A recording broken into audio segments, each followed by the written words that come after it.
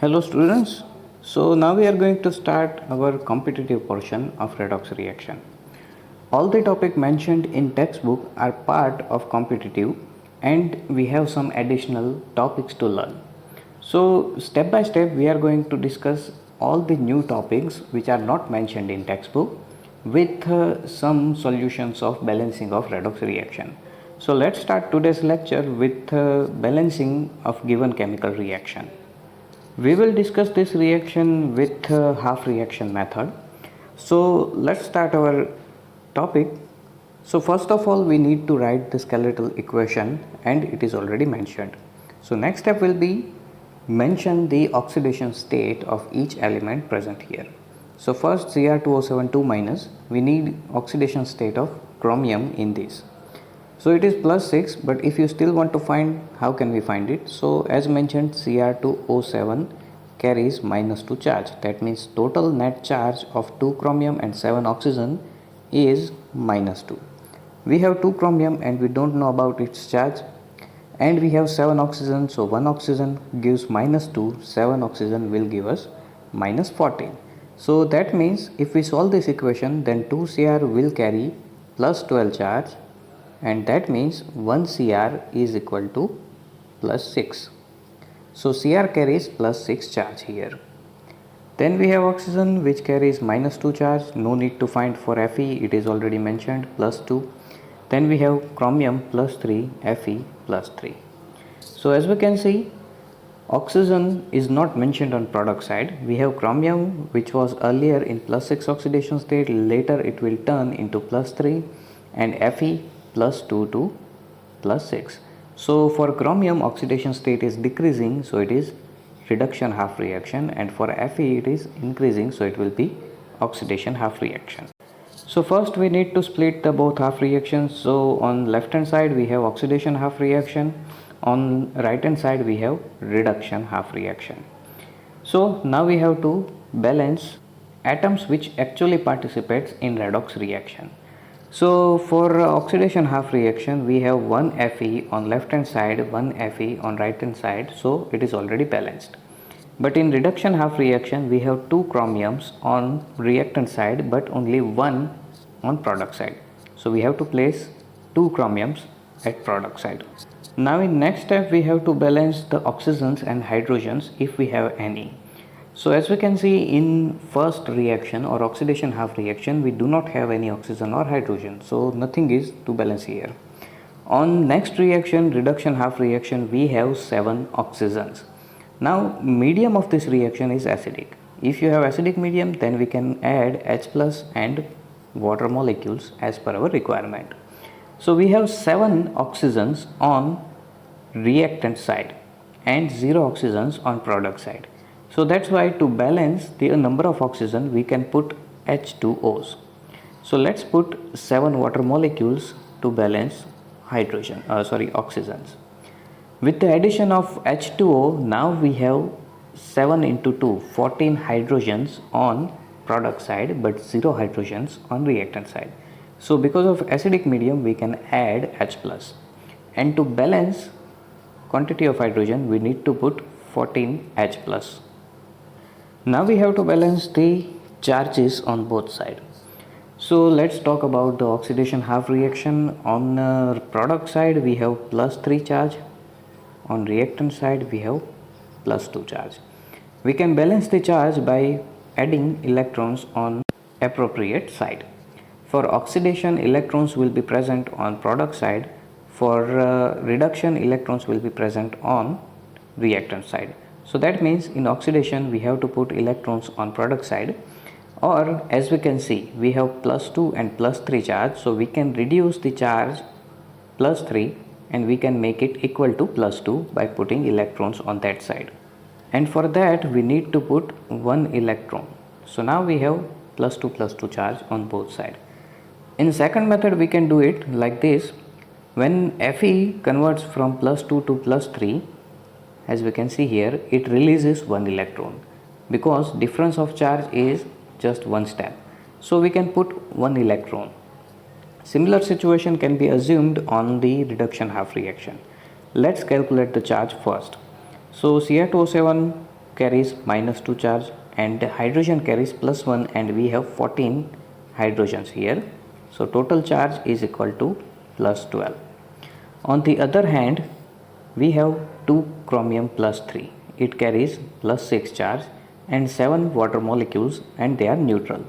So we have plus 12 on reactant side, plus 6 on product side. So we have to put some electrons on reactant side to make it equal to plus 6. And to do so, we can put 6 electrons on reactant side. Now charges on both sides, they are same. On the second method, we can do it like this. We know that Cr before reaction it was in plus 6 oxidation state. After reaction it will change in plus 3. So change in number of electron is equal to 3 electrons. And we have 2 chromiums on both sides. So if one chromium gives change is equal to 3 electrons, then 2 is equal to 6 electrons. So we can put 6 electrons on reactant side. Now in next step, we need to make equal number of electrons in both half reaction. In oxidation we have only 1 electron, in reduction we have 6 electrons. So simply we can multiply the oxidation half reaction with 6, so that you will get 6 Fe2 plus will give us 6 Fe3 plus, and it also releases 6 electrons. So now we have same number of electrons, and now we can mix these two reactions together. Now let's add these two half reactions into each other.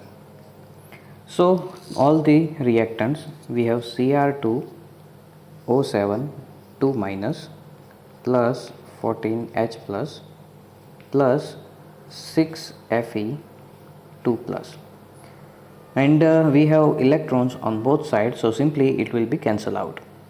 And now all the products, we have 2 Cr3 plus plus 7 H2Os plus 6 Fe3 plus. This is our balanced chemical reaction. We can verify it by calculating the charge and number of atoms on both sides. Here we have 14 H plus. So let's calculate the total charges and total number of elements. We have 2 chromiums on both sides. We have 7 oxygens, we have 7 oxygens on both sides. We have 14 hydrogen, 7 into 2, we have 14 hydrogens. 6 Fe2 plus, that means 6 Fe3 plus. So all the elements are in equal quantity on both sides. Total charges, we have Cr2O7 2 minus in minus 2 oxidation state plus 14H plus, that means plus 14 plus 6 into 2 Fe2 plus, that means plus 12. So total charge is equal to plus 24 on reactant side. Let's calculate on product side. We have 2 Cr3 plus, that means plus 6, 7 H2O, it will give us neutral charge, so 0 from water molecules, and 6 Fe3 plus, 6 into 3, that means 18. So 6 plus 18 is equal to plus 24. So we have similar charge on both sides, so our reaction is completely balanced. And as today's additional detail, we have oxidation state of some of the elements with different possibilities in different compounds. So first element is sulfur. So sulfur shows minus 2, 0, plus 1, plus 4 up to plus 6. So here are few examples and their oxidation states. So sulfur shows minus 2 oxidation state in H2O, H2S, ZNS, NaHS, SNS3, 2 minus, BAS and CAS2. In all of this example, it carries minus 2 oxidation state. So that means when sulfur is combined with the electropositive elements, it shows minus 2 oxidation state. In second example, we have 0 oxidation state of sulfur, in which we have sulfur atoms S4, S8 and SCN elements. So when sulfur is attached with itself, or if it is attached in equal quantity, electropositive and electronegative element, then the sulfur, as we can see in SCN. So carbon is electropositive than sulfur and nitrogen is electronegative than sulfur. and that's why sulfur remains in zero oxidation state. Then we have +1 oxidation state, that means electronegative elements than the sulfur, and we have +4 oxidation state. Now +4 oxidation state will be observed when sulfur is attached with oxygen and some other elements. Oxygen is second most electronegative element. Fluorine is more electronegative than oxygen, but fluorine has some limitation. Fluorine can only form a single bond, whereas oxygen is able to form two different bonds at the same time. That's why although fluorine is more electronegative than oxygen, if you want higher oxidation state of given element, we need to attach oxygen with it. Because fluorine has limitation, it can form only single bond, whereas oxygen can form two bonds at a time. That's why for given element you will get higher oxidation state when oxygen is attached. So we have few examples. You can pause the video and you can note down the examples if you want. And then we have +6 oxidation state of sulfur. We are talking about the first row only because bottom rows are for nitrogen. So we have +6, that means maximum possible oxidation state of sulfur here. So we have few examples, you can note down it if you want. Then we have nitrogen. Now two additional points before we discuss nitrogen. For p block elements, mostly you will see alternate oxidation state. As for example, if we talk about the oxidation states of sulfur, as you can see, we have -2, then directly jump to 0. Then in some cases you will see sequential oxidation state, but mostly you will see alternate oxidation states in p block element. So -2, then +4, then +6. It is not sequential, but we have alternate oxidation state. Similar trend will be observed for nitrogen. So let's observe nitrogen. Minimum oxidation state for nitrogen, it is -3. We have few examples for nitrogen. Usually with electropositive elements it shows -3 oxidation state. Then we have -2 oxidation state. We have two examples of it. Then -1, -1/3, that means it is fractional oxidation state, usually very uncommon. So example mentioned here, NaN3 and N3H, both are azide compounds. When nitrogen is connected with two other nitrogen and carries -1 charge, it is known as azide. That means N3-.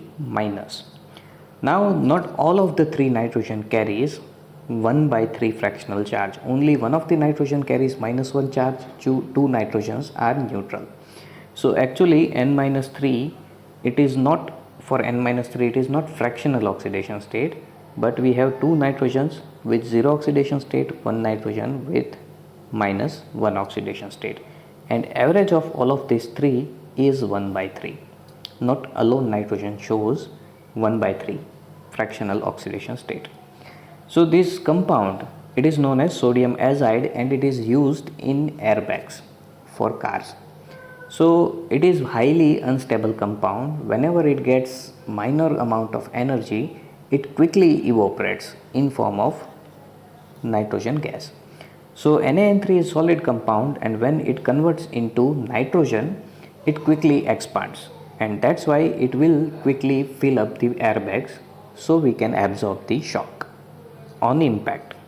Then we have N2, which shows 0 oxidation state, then +1, +2, +3 and up to +5 oxidation state.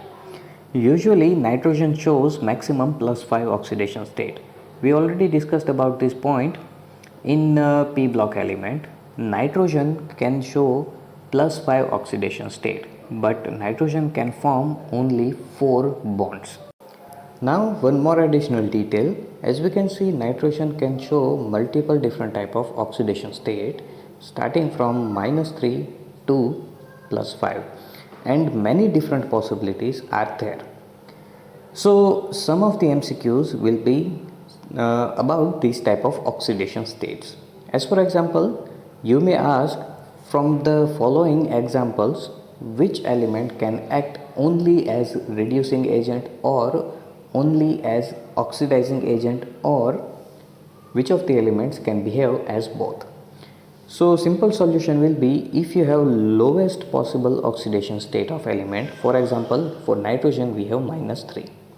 So we know that it is lowest, that means it cannot be reduced further, or you cannot decrease this oxidation state further. So that means if it cannot be decreased, that means it cannot accept electrons. That means it cannot be reduced. And if it is not able to reduce, then it is not oxidizing agent. It won't act as oxidizing agent. So all of the examples mentioned here, they can act as reducing agent, but they cannot act as oxidizing agent. That means they can act as reducing agent and no oxidation nature. Then remaining oxidation state starting from -2 to +4 for given example, they have higher oxidation state possibilities and lower oxidation state possibilities as well. That means they can accept electron or they can lose electron. If they accept electron, then it will be reduction and it will act as oxidizing agent. If it loses electron, then it is oxidation and it will act as reducing agent. So that means for all of these elements, they can act as reducing agent as well as oxidation agent. But last compound or highest of possible oxidation state, in this case we have +5. +5 oxidation state cannot be increased further for nitrogen because it is maximum possible oxidation state. That means it cannot lose electrons after this point, but it can accept. So if it cannot lose electron, that means it cannot be oxidized, so no reducing agent nature. So this element can be reduced but not oxidized. If it can be reduced, then it will act as oxidizing agent, but it cannot act as reducing agent. So simply keep in mind, lowest possible oxidation state containing compounds can act as reducing agent but not as oxidizing agent, and highest possible oxidation state containing compounds can act as oxidizing agent but they cannot act as reducing agent. And all the intermediate oxidation states, they can act as reducing agent as well as oxidizing agents.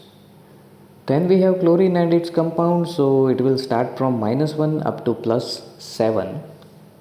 All the examples are mentioned here. You can pause the video and you can note down it.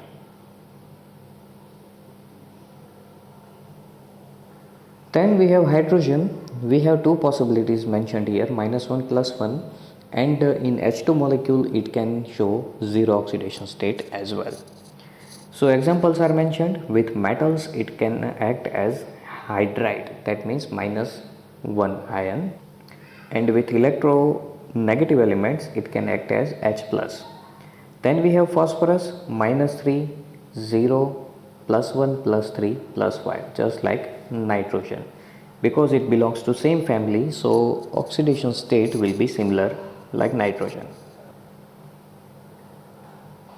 And last, ATP, it represents adenosine triphosphate. You may learn about it in biology.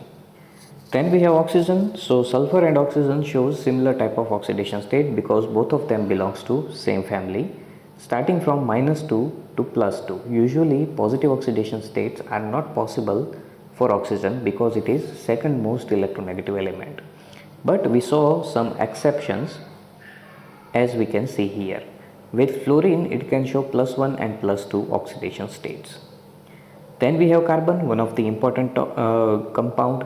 So please note down this, -4 to +4. Carbon shows variety of oxidation states. Here are few examples, and it can show 0 oxidation state in many compounds.